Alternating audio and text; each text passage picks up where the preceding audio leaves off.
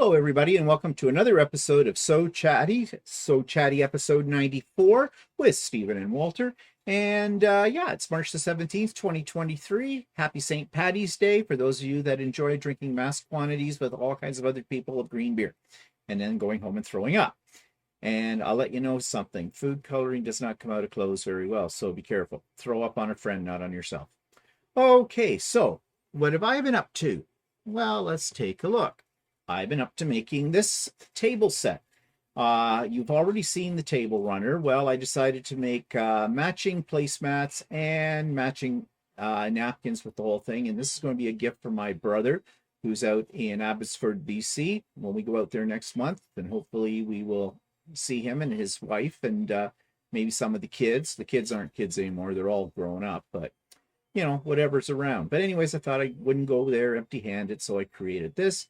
And I'm really quite pleased with the way it turned out. What do you think, Walter? Yeah, I think it looks really nice. Yeah. Oh, high praise from Walter. And Walter, what have you been working on? Got Not buttons much. on my shirt yet? No, not yet. No. Okay. He's been busy doing other things. Mostly sneezing on me. Sorry. Ooh. Get any on you? No, got it on me. Okay, could you move in just a little closer?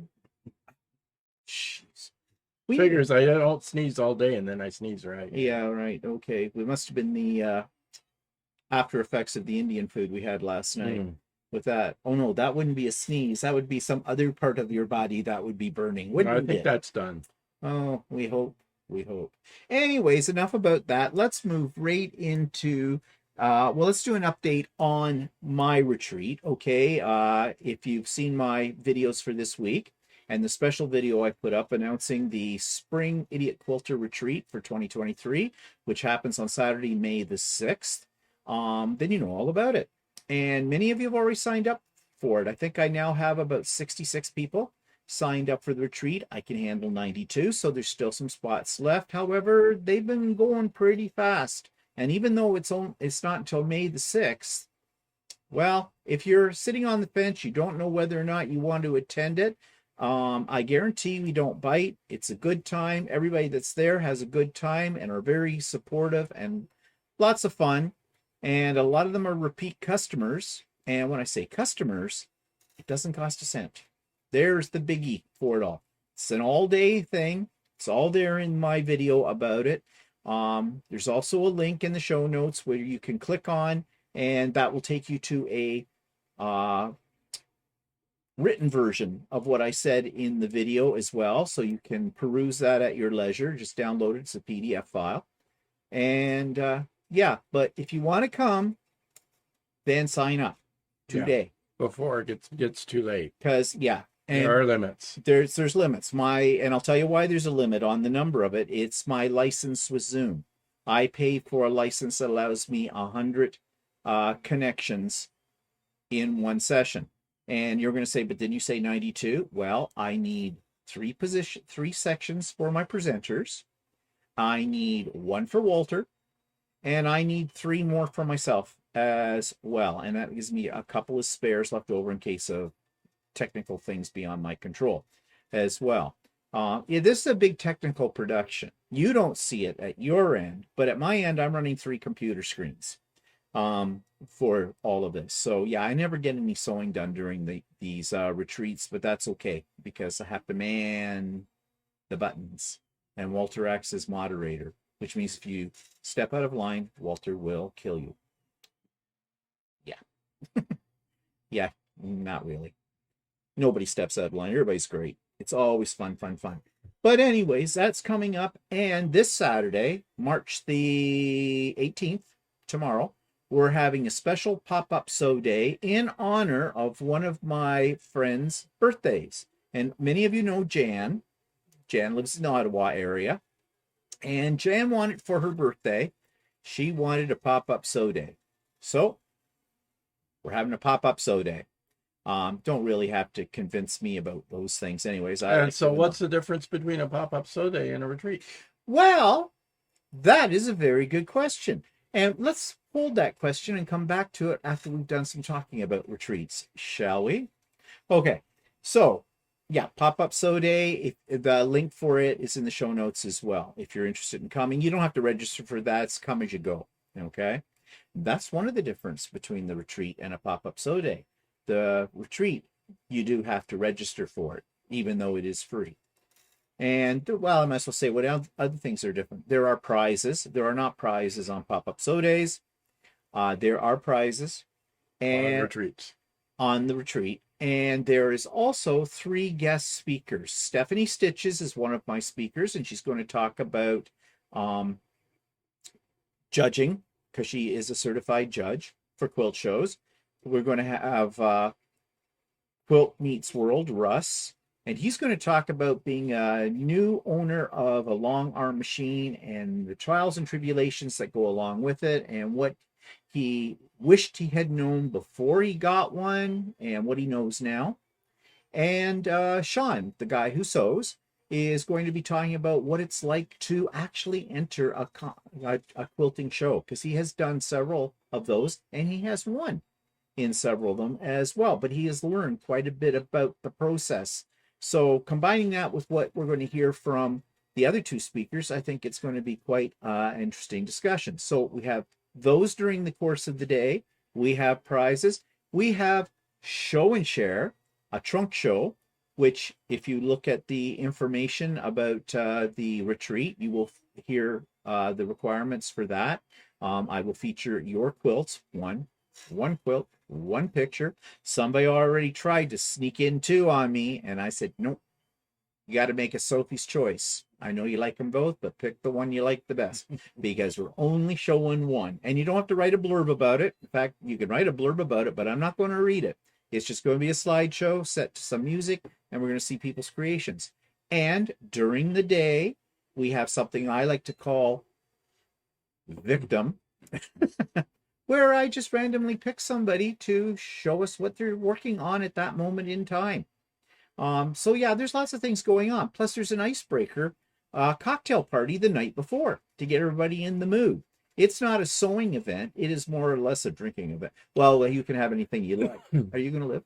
Yeah, I don't know. You're making these gaspy noises over I here. seem to be all of a sudden be affected by something. Yeah, we'll stop it.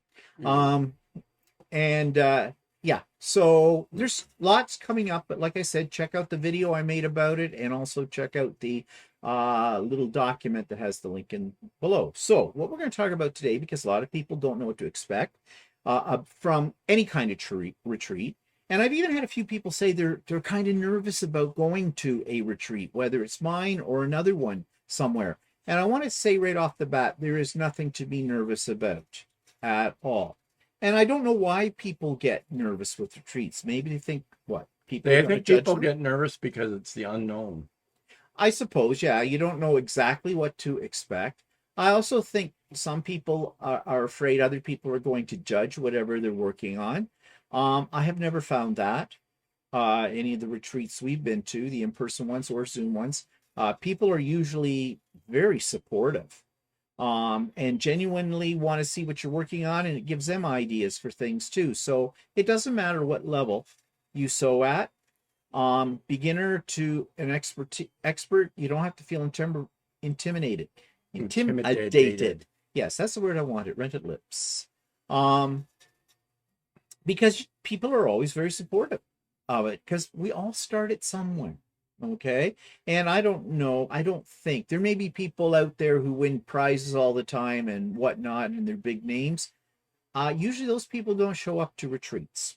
They're too busy working on masterpieces to win more ribbons.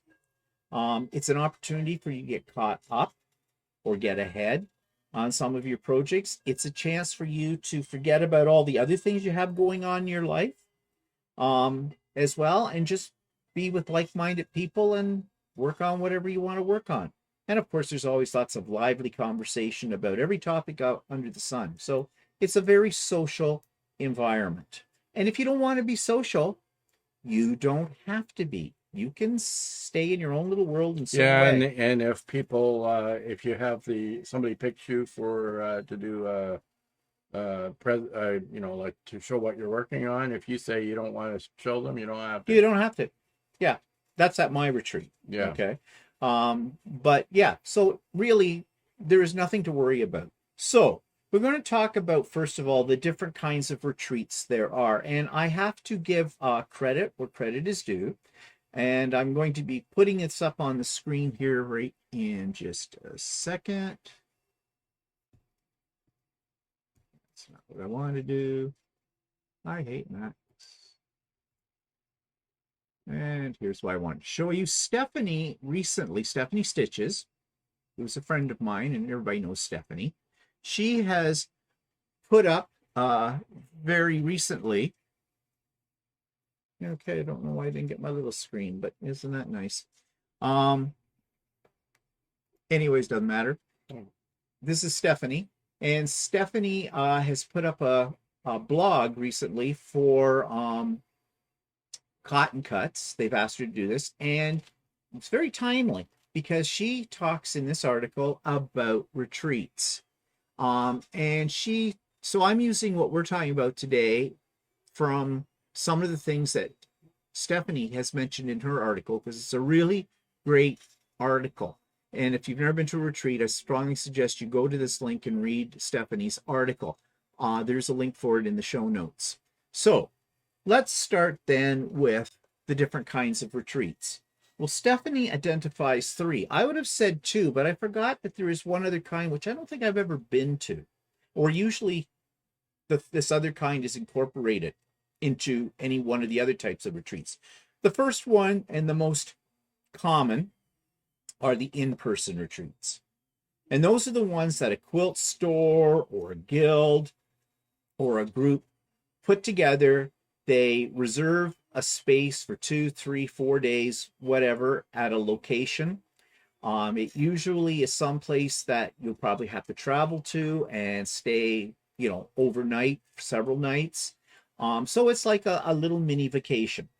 And now there's all kinds of different sites where these can be held. It could be held at a hotel. It could be held at a local community center. It could be held at a resort. Whatever. There's a fee involved, and depending on where it's located, it can be somewhat pricey, depending on what the facility is. For example, if you go to a resort that may have what most resorts have, it may have a pool, it may have spa facilities, dining room, all that kind of thing. Those retreats, depending on how many nights it is, can be upwards to $1,000 or more. If you're going to one that's in a local community center somewhere, that could be considerably less. So it really depends. But most of the time, the cost of a retreat is really the cost of how much it's costing who's ever organizing it to rent the hall or the location, and what it's going to cost in terms of your food and of your accommodation as well. So, yeah. So right there, some people will say, ooh, I can't afford to do that, plus travel, depending on how far away it is from your home. We're going to Stephanie's retreat in Georgia at New Year's. Well, for us, that's 1,000 miles away. Travel, and we're actually going to drive. So so we're leaving 3 days before the retreat starts. So we have the cost of the retreat. We have the cost of our accommodation as we're going down there, because we won't be doing it all in one day for the driving. So then meals on top of that. So this is a little bit of a pricier vacation for us. But the location that Stephanie has it and I'll show you here. There is a picture, because this is where we are going. This is actually a place that was built as a quilting retreat. There are facilities like that somebody has invested in and put up to accommodate quilters, sewers, that kind of thing, crafters, whatever. I've seen the interior of it, and it is like really nice. So this is going to be a great location for a retreat. But for us, it is a pricey one, probably the most we've ever spent for a retreat. But we're looking forward to it, because we're looking at it more or less as a trip kind of a deal at Christmas time. So we're leaving on Christmas Day for this one, actually. So not to worry about the hubbub of Christmas too much. So anyways, that's one of the things. So that's an in-person retreat. So you're there with a whole bunch of other people. And as I said, there's accommodation, there's food involved, there's all kinds of things.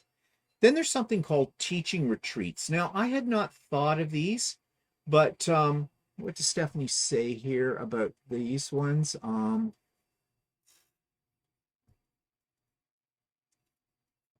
think it's up here. Oh, types of retreats. Here we go. So she talks about in-person instructor-led retreats.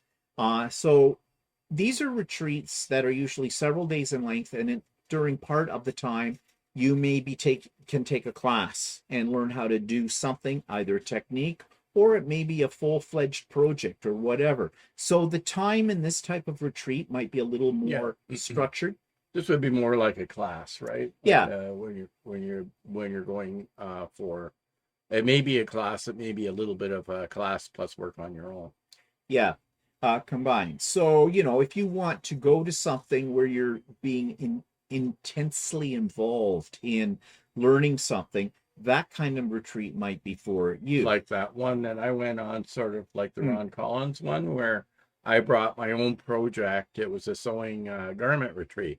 I brought my own project, and the instructor would help you out with that project while the time you were at the retreat. Yeah. Whereas if you go to some other retreats, which are more relaxed, meaning that they might have a take and make or something like that, or smaller projects, if any at all. But usually those are geared towards, you know, just bring your stuff and work on whatever you want to work on. You're getting all this time to, you know, get caught up on projects that maybe your schedule at home doesn't allow you the time that you'd really like to spend on doing your projects. Then, of course, there's virtual retreats, which is what mine is. And they're the ones I kind of like the best for many reasons. We'll talk about those reasons in a moment.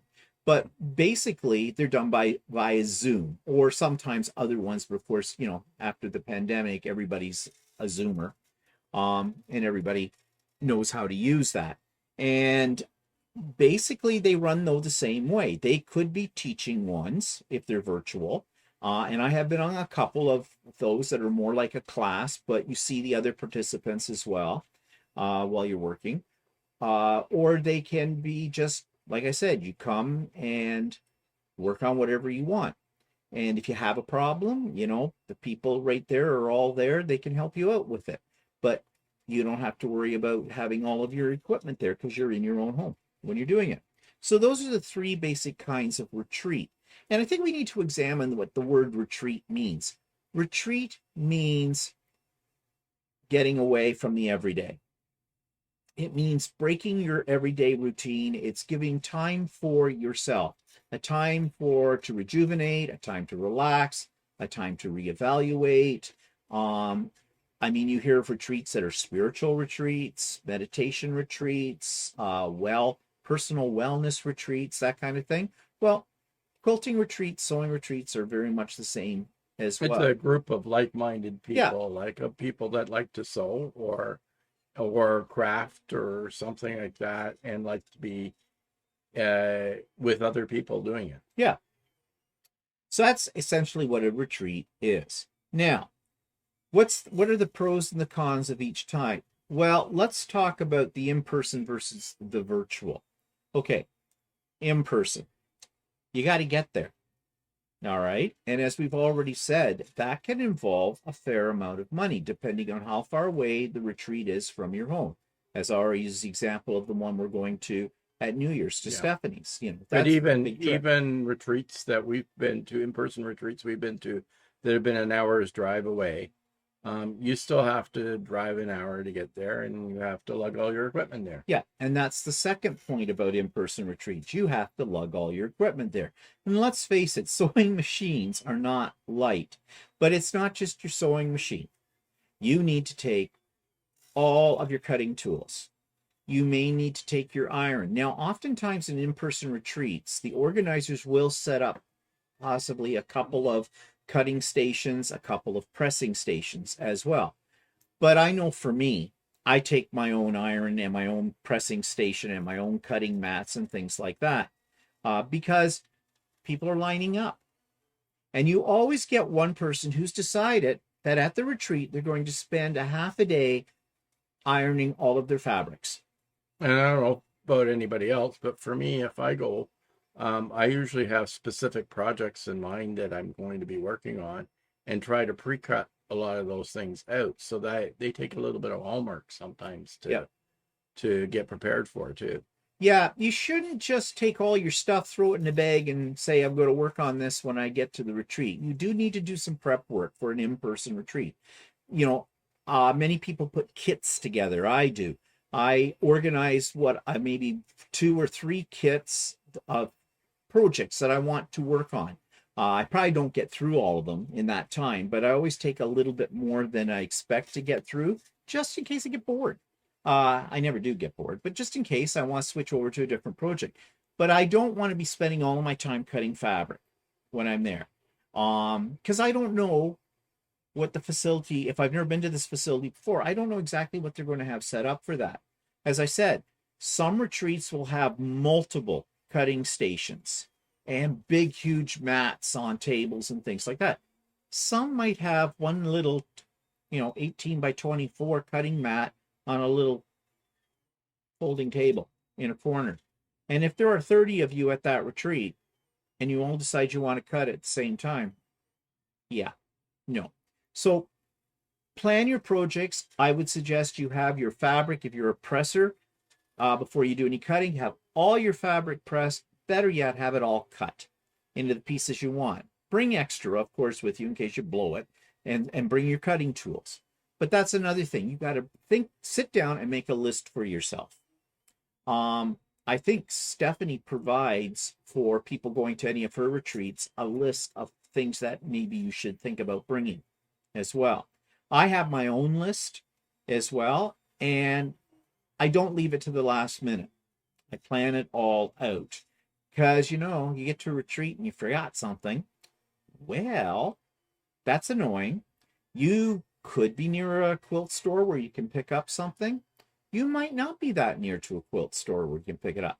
Now, quilters are always great for lending things, but we like to use our own equipment pretty much because we're comfortable with it.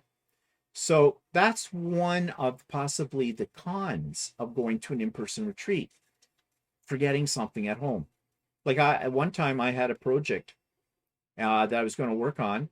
Luckily, I'd taken other projects because when I got there, I realized, I kind of left half my project at home. I forgot that I had it in 2 boxes. So that was annoying, but luckily I had extra, so I was okay. Another positive about, so if you compare that to a virtual retreat, all right, 1, you're already in your sewing room when you're doing the virtual retreat. You can't forget anything. And you don't have to really prepare for anything because you have all your equipment right there. You've got everything there. And you know how much space you have. You're not sharing that space with anybody else. So that's a plus there. Plus, you're not lugging a sewing machine around with you. Why is it that quilters have several sewing machines? Well, in my case, I have 2 sewing machines. One is the one that is my monster. It's my main machine, my Janome Continental M7. And then I have a lighter machine, my Skyline S7 Janome. It's a lot lighter than the Janome M7, so I can get it to a retreat or to a class with less effort. But nevertheless, depending on your abilities, if you've got arthritis in your hands, if you've got back problems, it doesn't really matter how light the machine is. It's still going to be a pain in the butt, and you got to pack it and unpack it and then pack it in again and unpack it when you get home. Virtual, it's all there. Don't have to worry about it at all. Another positive about an in-person retreat is you're getting away. And I know for a lot of the ladies, and I've heard them say this many times, that's why they like in-person retreats, because they don't have kids or grandchildren that are constantly bugging them. They don't have a husband or a spouse, demanding to be fed or anything like that, you know, you don't have someone coming to your door, you don't have your telephone necessarily ringing off the hook, and all that kind of thing. In other words, you don't have the distractions. So it's like a vacation for many of those ladies as well. So that's why they like in-person retreats over virtual. However, you can have the same environment with virtual. You just have to prepare your people that you share a home with for that. Basically, when grandma or grandpa is in their sewing room and the door is shut, they're on a virtual retreat. On pain of death, do not knock on this door or stick your head in the room. You may be wearing a sewing machine. So, you know, you can train them. They can be trained. I'd strongly suggest on a day of a virtual retreat, tell your grown-up children that expect grandma to at a drop of a hat to look after the kids for them because they want to do something that day. You tell them in advance, grandma is not available for babysitting. And, you know, and don't feel bad about it. After all, you raised your kids, let them raise theirs. Kind of a thing. You know, one day is not going to kill them, really, out of that. Now, one other positive thing about in-person retreats is that you can physically see the other person there. Yeah. And you can see their well, you can physically see the people. Well, you can see the people on the Zoom too, depending on how much they want to show. Touch them, and you can't touch their fabric. Well, you can't touch their creation or whatever, and so there is a little bit of a distancing. Yeah. With that. Also, it is more difficult in a virtual environment to show what you're working on, because basically, if you're in an in-person retreat, somebody notices you're doing something that they're interested in. They may come over to your sewing table and go, "Oh, what's this you're working on? Oh, yeah, I like that." And, you know, they're up close and personal with it. On a Zoom, you can't really have a private showing yet. I imagine someday Zoom will actually develop that one in there. But if you're going to show it, you're going to be showing it to everybody on the Zoom at the same time. So that's a bit of a disadvantage, especially if you're a little shy about that kind of thing. You might be okay with 1 or 2 people seeing it, but maybe not 30. Okay. So there's that. What else about an in-person one is an advantage? I mean, you get to eat somebody else's cooking. True. Yes. You don't have to prepare food, and you don't have to or wait for it to be prepared or whatever. You got it's usually set up so that you have a couple of meals that are prepared for you. Yeah. Right. And maybe even the fact that you're staying somewhere else in a hotel room or something like that is kind of nice to just be away. Yeah, that's what I was saying before. It's not here. It's there. It's not here. Which is somewhat nice. Yet now, on the other hand, lots of people don't like to travel. Yeah. Lots of people don't like to spend the night in a foreign bedroom. Mm-hmm. So virtual retreats work really well for somebody like that. Yeah. That don't want to spend the time and the money to go somewhere, don't want to lug their machines, and don't really want to sleep in a foreign bed. Yeah. And, you know, as we get older, in general, people, I think many of us have become more homebodies in terms of that, simply because of our age or even our health. Sometimes we're a little afraid to travel too far away from home because our health, we're afraid something's going to flare up or whatever, or we're going to forget our medication or whatever with all of that. Now, going back to the food idea in an in-person retreat, there could be one disadvantage to that. Depends on whether you have a limited diet or a dietary restriction. You know, you may be able to put in a request, like, for example, if you're gluten-free, sometimes, depending on where the retreat is, they will give you an option to say, like, I'm gluten-free. Well, some allergies. Some retreats end up making you fend for yourself for food. And because they don't want to have to cater to people that have different dietary issues. So they'll say, okay, we'll feed you breakfast, but the rest of the day you're on your own. Yeah, exactly. Oh, I'm still wearing my scissors. I just realized that. So that might be a bit of a disadvantage if you have a restricted diet. kind of a thing. I know that one of the retreats I was at, they definitely requested they have a little treat table. Everybody brings something and they put it on this table. And during the day, you want a little snack or something.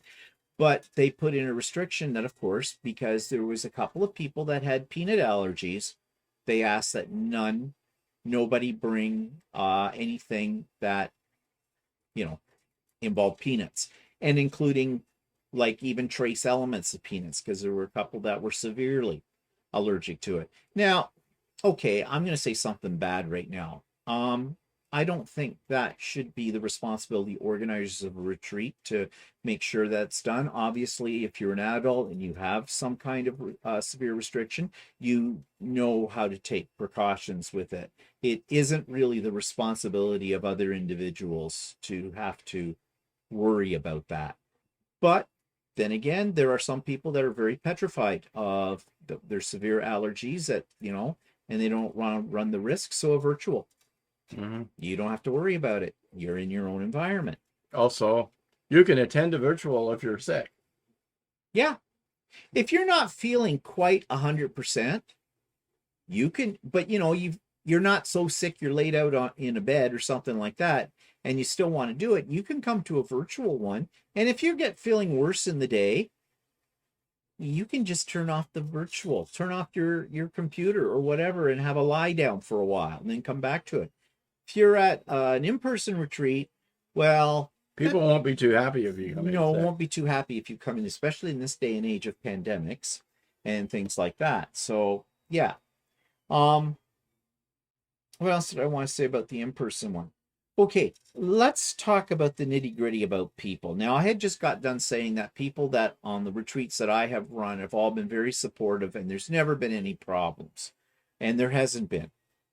And usually in an in-person retreat, everybody is on, good behavior, although they are having fun. But, people are people. And there could be some people that might rub you the wrong way. Yeah, like if you're in an in-person retreat and somebody is constantly bothering you or something like that, or you don't particularly want them to bother you, it's more difficult to say go away. Yeah. In the virtual one, you can always just tune them out or turn off your volume. Yeah, turn off the speakers. You don't have to listen, because there's always a chatty Ken in the crowd, right, who is constantly, they're never working on anything, they're walking the room. Like, I mean, I went the last in-person retreat we went to, a couple of people, one person kept coming over to me all the time and kept asking me a million questions about what I was working on and why I doing certain things, and over and over again. And I got a little annoyed of having to explain myself at it with this one person. Yeah. So, and I didn't have the nerve to sort of tell her to go away. And so if you're on a virtual one and you have somebody doing that all the time, well, how do I put this gently? You can ignore them and blame it on technology. So, I didn't hear you. I don't know. Something wrong with my speakers. This kind of thing. Yeah, that's kind of the negative, sort of a nasty I mean, side, not saying that has always happened at a retreat. I mean, no. Most of the time people at in-person retreats are really, really nice. Yeah. But occasionally you get somebody that you'd rather not talk to, so. Or whatever. So, yeah, and it's hard. It's more difficult to escape them in an in-person than in a virtual, if that's the case. So, that's possibly the dark side of this conversation, but whatever, you know what I mean. Also at in-person retreats, oftentimes, depending on who's throwing it, there will be prizes, or you'll get a swag bag or both. You come in and there's a bag sitting at the spot that they've assigned to you to work at, and there's some little goodies in there, like a fat quarter or some charm packs or something like that, some little notions and things, and that's always a thrill. And then sometimes some places will have local shops come in and present their wares at the retreat so that you can do some shopping so as well, which is always fun. And they usually offer you some kind of a discount as well as an incentive to buy from them. So that's always kind of nice. On a virtual retreat, The best you can hope for is possibly, if it's being thrown by a store or something like that, a coupon, or they're going to during the retreat and they have an online store, they'll give you some kind of a discount, special discount that day for buying something on their online site, which is okay too. But I think I get really excited when I see tables full of stuff, and I tend to buy more when I see that. Ooh, that's pretty, I want that, kind of a thing. That you're not going to get that kind of atmosphere in a virtual, obviously. Not until we can create transport. However, there is one thing that virtual provides that in-person usually doesn't. Is usually people that they go to an in-person retreat come from maybe a wide variety of areas, but they're usually not that far away from the retreat where true. they come from. Whereas a virtual retreat, you can have people in it from all over the world and meet people from all over the world. Yep. That you would not normally meet. I have people on my virtual retreats from Australia, New Zealand, the United Kingdom, Germany, Taiwan, and the States, of course, and Canada, and even South America. And it's not just people from all over the world, it's all over your country. Like if you're, we have a large following that are American, and so you have Americans from almost every state. Yep. So you really get an opportunity to talk to a wide variety of people. Yeah, which in an in-person retreat, because of the distance and the having to travel, you probably don't have that variety as well. So that's a bonus too. Any other negatives about either one that you can think of? I'm trying to think if there's anything really, really negative. The one thing, it's not so much, it's a negative, but it's not a bad negative necessarily. Sometimes on a virtual retreat, several people will all start to talk at once and over top of each other. And that gets very annoying. And that depends on who the moderator is of the virtual. In my case, I'm the moderator of mine. I do remind people that everybody can speak, but they have to do it one at a time. And I do tell people that, if it gets a little bit like people aren't paying attention to that rule, the moderator has the ability to mute everybody. Yeah, and occasionally somebody forgets to mute their microphone when they're on a private telephone conversation, and then everybody in the retreat gets to hear what you're talking about. And they will listen. So it often you need to remind people to mute themselves. And also, when children come into a room or dogs barking or something, sometimes that overtakes it, and you need to try and remind these people that there are other people listening. Yeah, because it's easy enough to forget that you've got your microphone on and your husband walks into the room or your wife walks into the room and starts going on, "What do you want for dinner today? And I was thinking this and this, just got a call from Gladys. Gladys was telling me this and that and all that." And yeah, I'm not exaggerating. We have had those kind of conversations where we hear the whole thing. And well, I've had to, as the moderator, basically I've had to mute the person's microphone because we're listening to stuff that probably we shouldn't be hearing. There may be some sensitive issues happening here. Kind of. And a lot of people, when that happens, is they may get a sudden phone call and completely forget that their microphone is on and just automatically start talking. And then it isn't until they're reminded that their microphone is on. Yeah. I've gotten more people's personal information from their credit cards by that way that I have used. No, I haven't. But you get the point of that. Okay, so what do we like best and why? What do you like better, virtual or in person? Or does it depend? It depends. Personally, I really like the virtual because I like the fact that I don't have to move my equipment anywhere, right? And I don't have to go somewhere. Now, the problem is that it sometimes makes you feel housebound if you do too many of them in a row. Yeah. I do like in-person retreats sometimes, in that you actually go somewhere, right? But you wouldn't necessarily do an in-person retreat every weekend, whereas you could do virtual retreats a lot of times, and then once in a blue moon do an in-person retreat. Yeah. Yeah. So there you get that variety with it. The thing I like about virtual retreats, though, and I do prefer them, is like I've already said, all my stuff is here.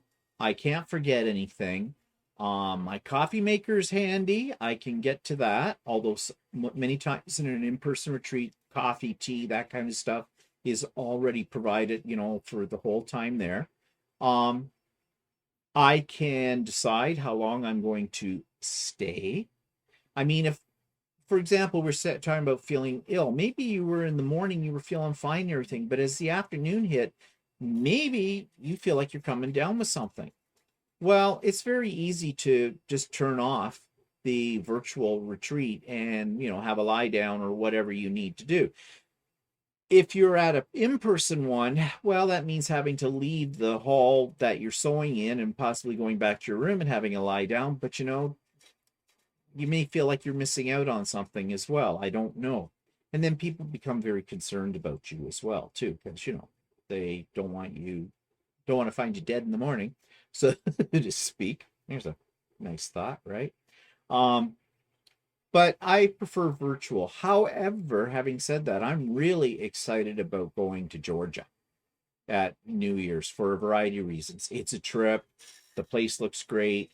I already know some of the people that are going to the retreat. I've never met them physically. I've met them on virtual things before. It'll be nice to meet them in person and the whole bit.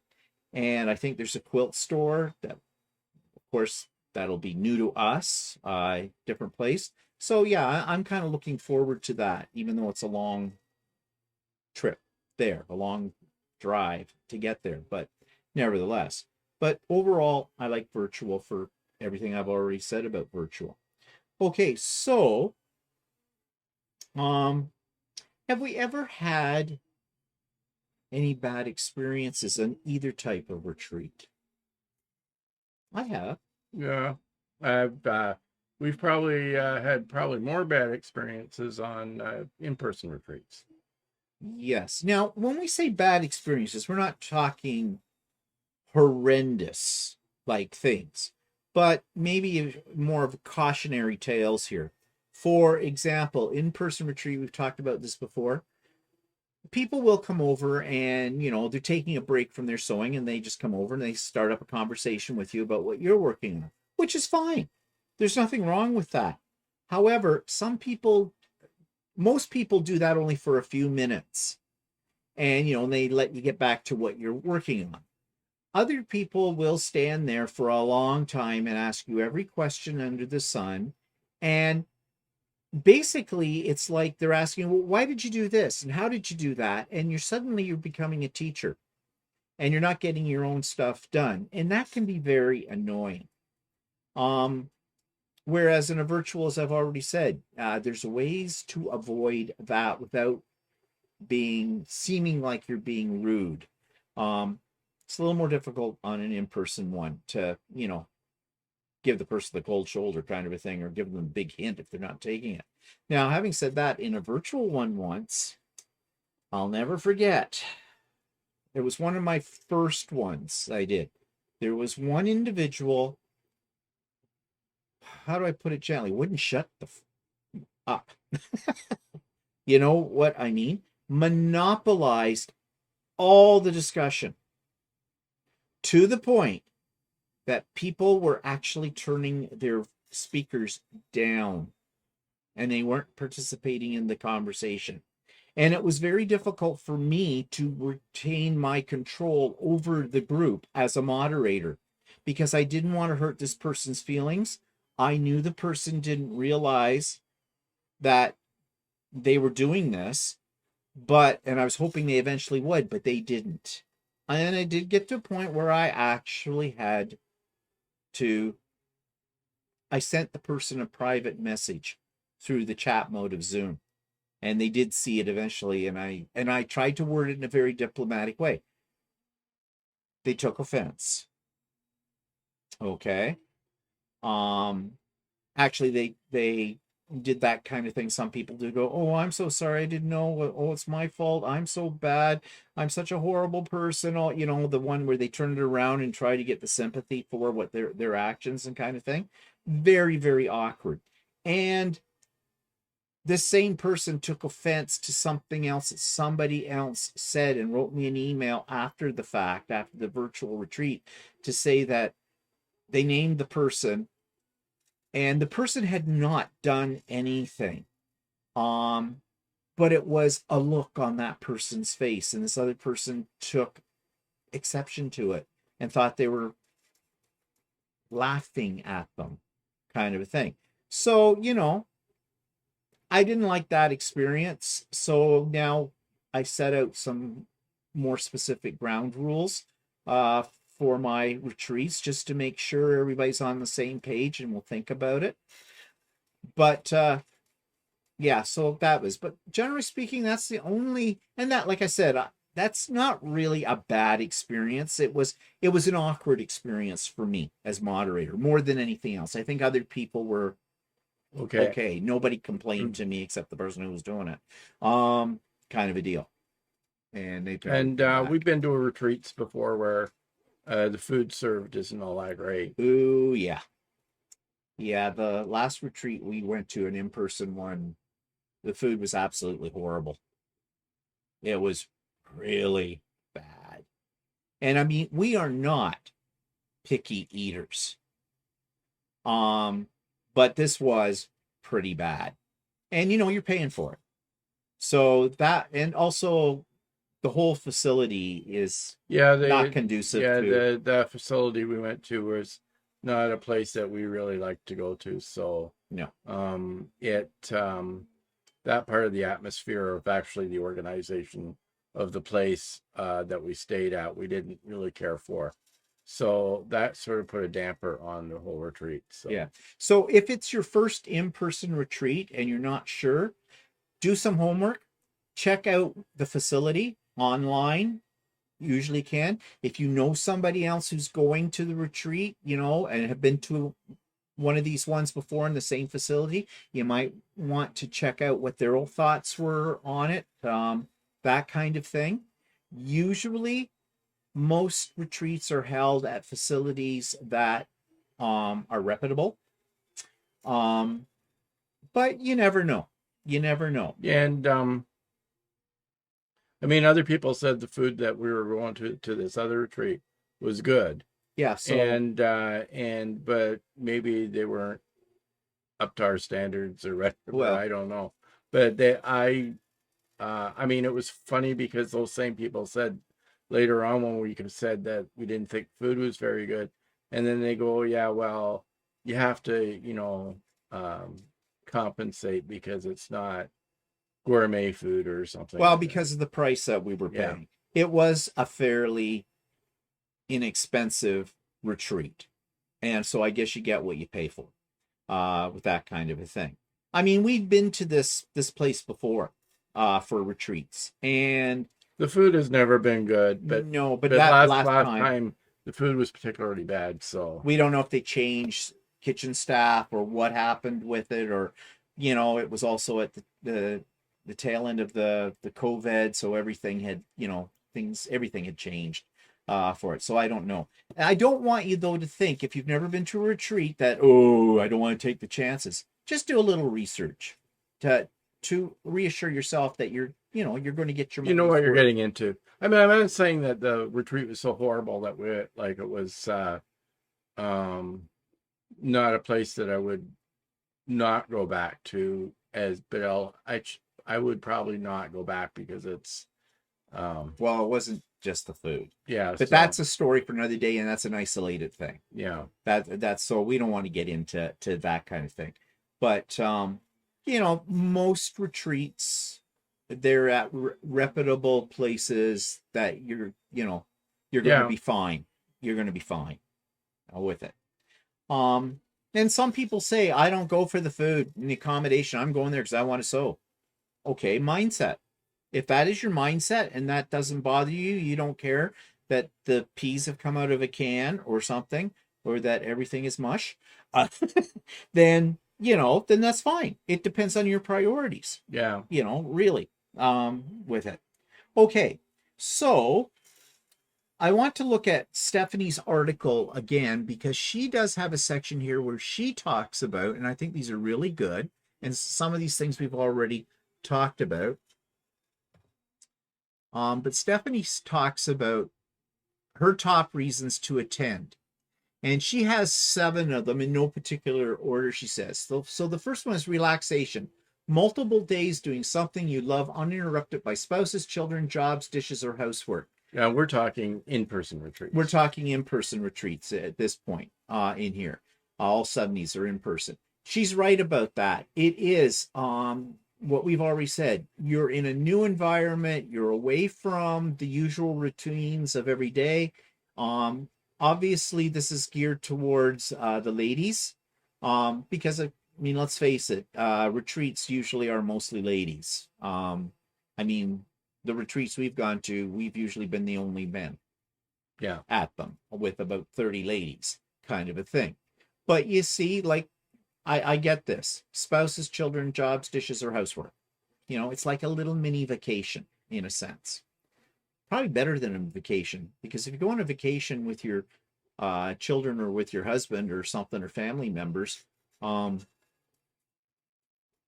it's still not getting away from them. I don't know. It depends. That's your personal relationships. It says friends. Whether you bring a friend or come along, you'll be immersed in a group of people who love to do what you love to do, which makes an instant bonding experience. And that's one thing that a newbie should never be afraid of. Everybody that's at the retreat have a common interest. So right off the bat, you're going to be in an uncomfortable environment. And a helpful environment. So yeah, and you're going to make some friends as well there. There's going to be people that otherwise you probably have never met. And yeah, who knows? Lots of people make friendships at those kind of things. Learning. Whether it's a new technique, a new project, your project, or a project someone else is working on for, then likely you will see something that is new to you all the time. There's always something to be learned. I have never, and this actually applies to virtual retreats too. Yeah. I learn every time someone talks about a product that I've never heard of and sounds good and I want it. A technique or a trick on making something that I was struggling with. They've got another way to do it that makes it easier. That's for both the types of retreats, in person and virtual. You will learn some, so that's a plus. New products. You may get to learn about and use new fabrics and new products that an instructor includes in the classes that you're not familiar with, and they just may become your new favorites. Yeah, and especially if a local store or something has been invited to come in and set up a display of some of their stuff, I'm sure there's something there that you'll find that you might want or you learn about.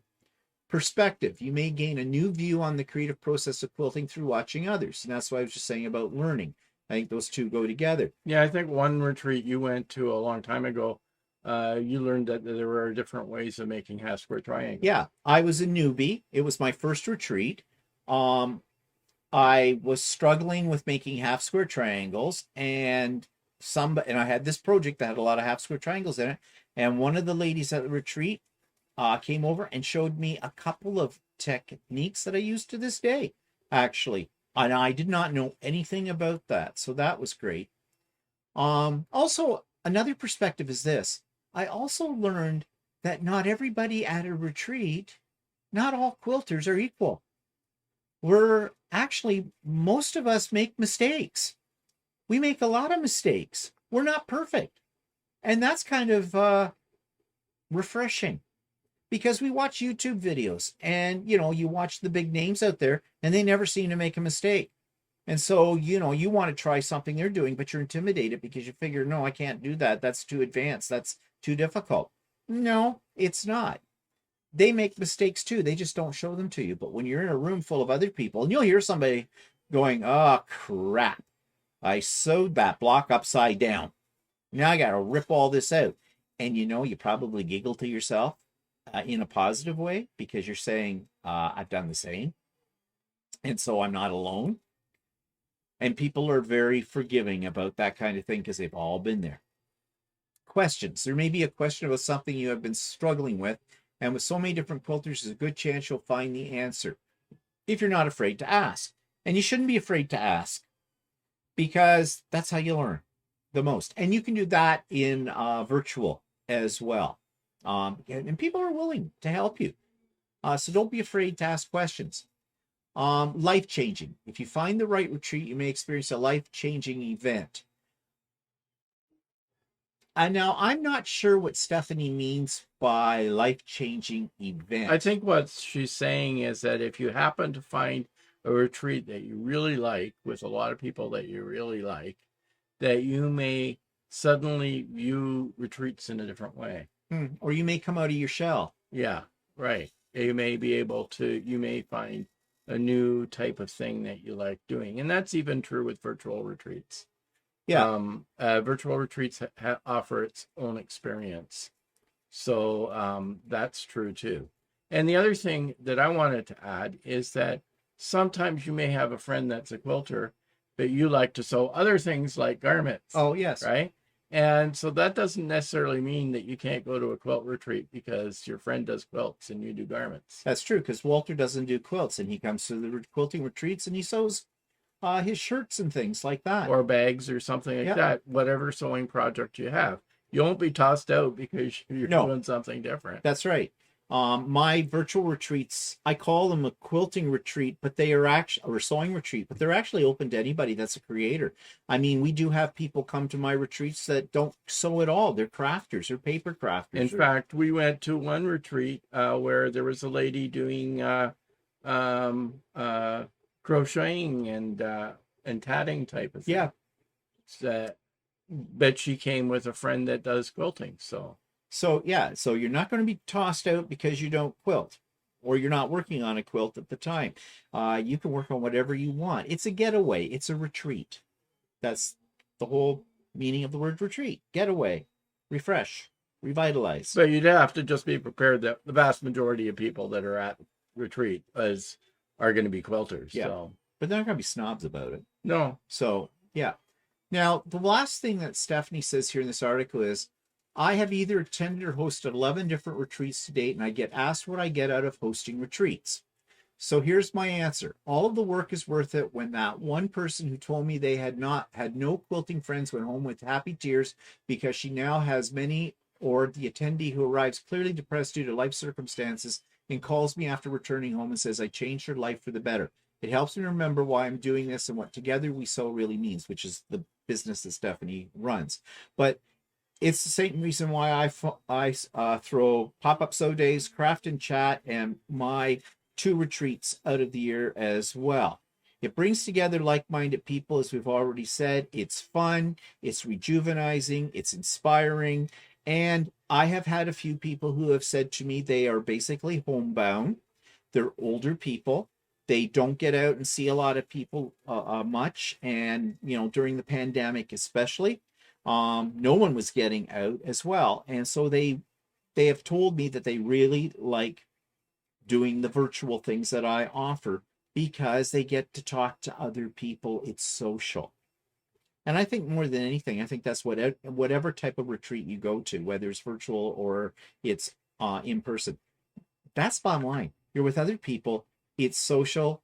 It's fun. You have a laugh or two. You get to know somebody you didn't know before. You learn something. It's just fun. That's the bottom line. I mean, why go to something if it's not fun? It's got to be fun with it. Quilting is fun. Creating is fun. Period. So anyways, I had my last line here, but I think we've already covered it, is my retreats, what to expect, what I talked about at the top of the episode. So I hope if you haven't signed up already, but you've been sitting on the fence, don't get off the fence, sign up. You won't regret it. I promise you, you will have a good time. Okay, So I hope that alleviates anybody's fears or answers some questions for anybody who's never been to a retreat before, or gives you some other ideas to think about when you're choosing the retreats you might want to attend this year, whether virtual or in person. And any parting remarks about retreats? No, just do it. Have fun. Just do it. That's right. Do it. Have fun. Okay. So that's it for us today. Thanks for joining us. And we'll see you next week. Bye for now. Bye.